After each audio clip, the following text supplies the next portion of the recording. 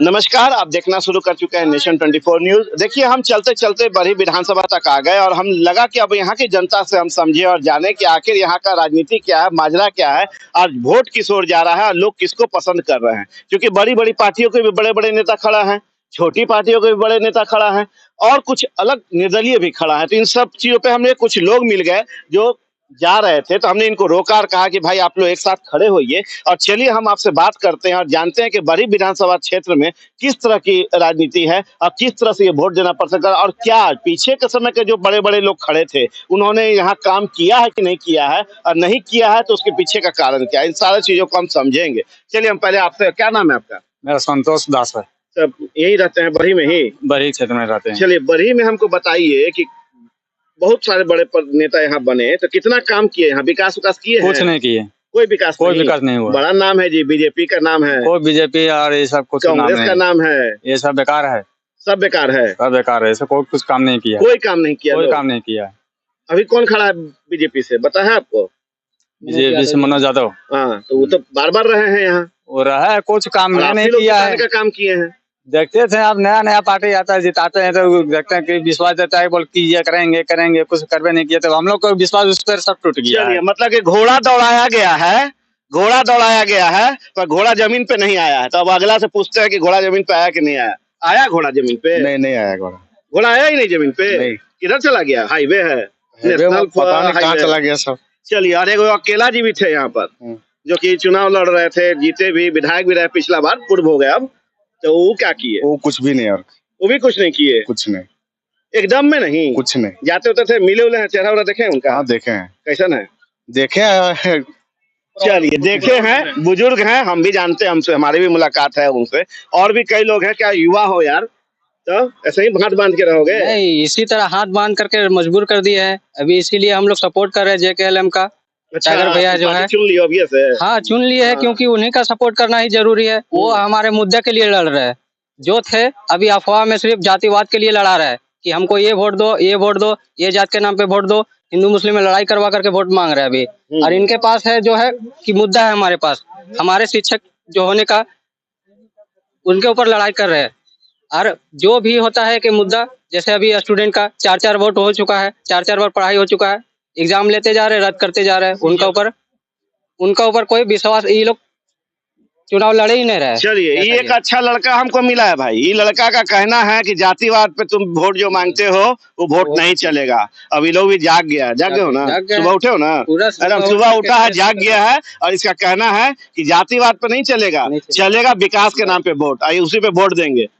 चलिए, आप कुछ बोल रहे थे भाई साहब, आइए ना, दाढ़ी उड़ी काला बनी रहे, क्या कहना चाहते हैं, बोलिए। क्षेत्र आपका है, विकास आपको चाहिए, जातिवाद चाहिए, ये विकास चाहिए? देखिए, कांग्रेस बीजेपी हम लोग का अंधविश्वास में रखा। मैं जानना चाहता हूँ कि हमारा दूसरा पार्टी विकास करे। चलिए, ये जानना चाहते हैं कि उन दो पार्टियों ने विकास क्यों नहीं किया और नई पार्टी आई है तो वो क्या विकास करेंगे। क्या है, कोई है बोलने वाले? आइए इनसे मिलते हैं। गमछा बांध के खड़ा है, रुकिए ना महाराज, गमछा बांध के खड़ा है, कहाँ जा रहे हैं? हम लोग तो हाइट में बड़ा है, क्या करें, हम लोग झुक जा रहे हैं। क्या कहना चाहिएगा? देखिए, गंभीर मुद्दा है, चुनाव का समय है, किस तरह के लोग? बीजेपी कांग्रेस बहुत दिन से यहाँ राज किया है, अब जो है लोकल पार्टी का ही राज चलेगा। लोकल का चाहते हैं राज। अब कृष्णा यादव को हम लोग बहुत फुल बहुमत से ही जिताना चाहते हैं। अच्छा, कृष्णा यादव को जिताना चाहते हैं, क्यों? उनको क्यों? वो भी तो युवा है, हुआ है, लोकल पार्टी है, इसलिए उसको जिताना चाहते हैं। हमारा गांव का है, हमारा क्षेत्र का है, इसलिए उसको जिताना चाहते हैं। मतलब बड़ी पार्टियों का उम्मीद अब आपसे उम्मीद खत्म हो गया है। चलिए, ये बहुत बड़ी अफसोस की बात है कि बड़ी पार्टियां जो कि विकास केंद्र में भी बैठी है, राज्य में भी बैठी है, यदि हम केंद्र की बात करें तो एनडीए की गठबंधन बैठी है वहां पर, यदि हम झारखंड की बात करें तो यूपीए की गठबंधन जेएमएम में कांग्रेस बैठी है, पर ये सारी बड़ी पार्टियां और क्षेत्रीय पार्टियों से इनकी उम्मीद खत्म हो गई है। बल्कि कहें, यहाँ जितने लोग खड़े हैं उन सारे लोगों की उम्मीद खत्म हो गई है और इन लोग अब लोकल प्रत्याशी या लोकल लोगों को खोज रहे हैं जिनका दरवाजा ऐसे करके खटखटा सके कि भाई दरवाजा खोलो, तुम ये विकास नहीं किए। क्या यही कहना चाहते हैं? यही कहना चाहते हैं। मतलब इनका कहना है कि भाई अब हम वैसे लोग को तलाशेंगे।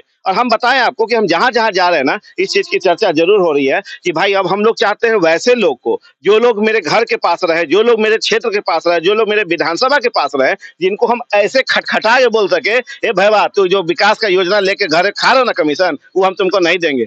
यहाँ विकास करो, क्या यही बात ना? नहीं, सही है।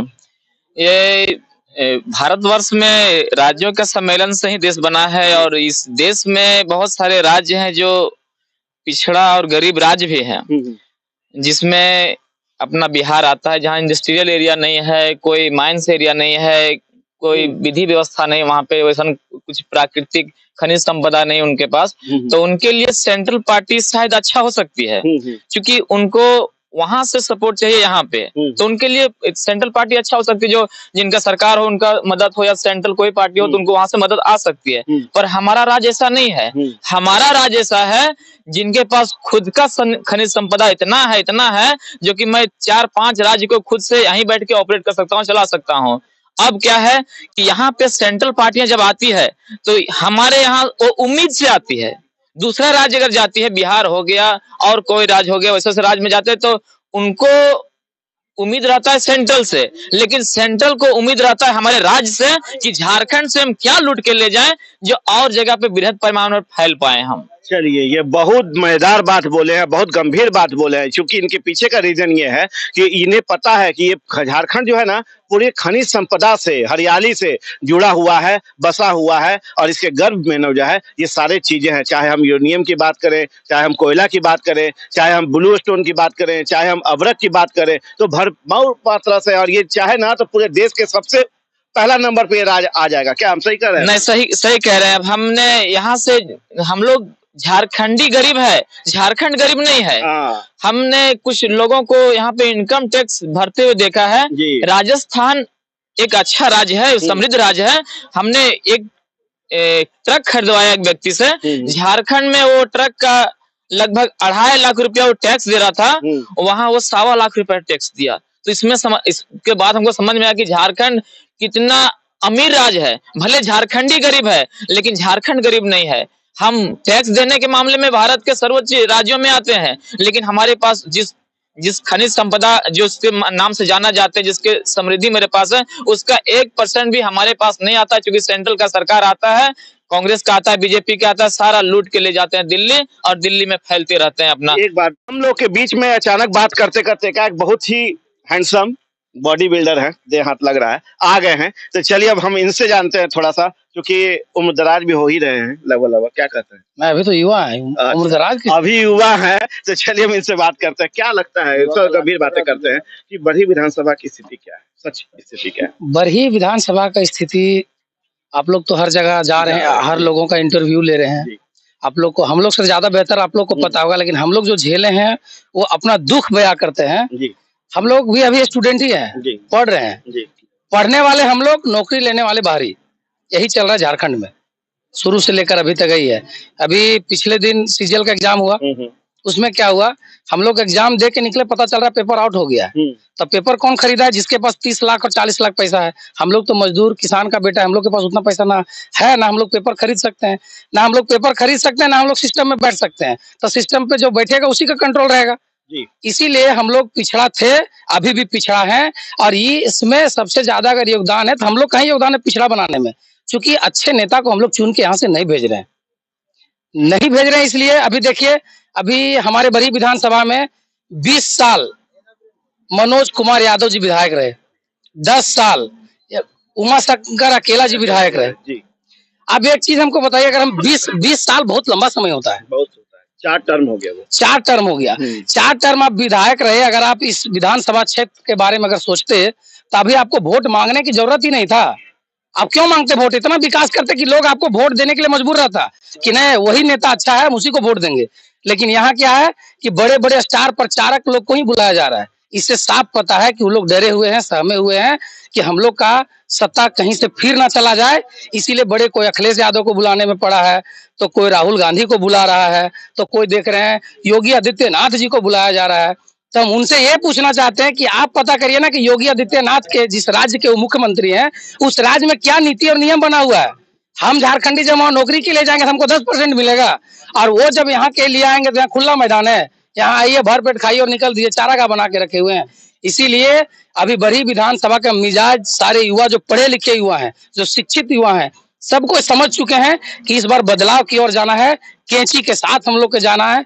जयराम महतो के हाथ को मजबूत करना है और बड़ी विधानसभा से कृष्णा यादव 5 तारीख को सिर्फ ईवीएम में कैंची ही कैंची नजर आने वाला है। चलिए, तो एकदम स्पष्ट कर दिया इन्होंने, गंभीर बातें कहे। 20 साल किन्होंने राज किया बताया, 10 साल किन्होंने राज किया बताया। उड़न खटोलों का भी चर्चा हुई कि कौन सा उड़न खटोला किस राज्य से आ रहा है, कैसे आ रहा है और यहाँ पे किस तरह से खेल रहा है। तो ये सारी चीजें हैं। एक भाई ने हमारे बहुत अच्छा शब्द कहा कि झारखंडी गरीब है, झारखंड गरीब नहीं है। उनकी बातें कथन सही है। झारखंड में इतना सारा कुछ है ना कि यदि इसको बेहतर ढंग से यदि उपयोग किया जाए, शिक्षा में उपयोग किया जाए, स्वास्थ्य में उपयोग किया जाए, यहाँ के विकास में उपयोग किया जाए, तो हमको मुझे लगता है कि राज्य जो पूरे देश में जो है ना 1 नंबर पे जो है झारखंड होगा और अव्वल होगा। आप देख रहे हैं नेशन 24 न्यूज। नमस्कार।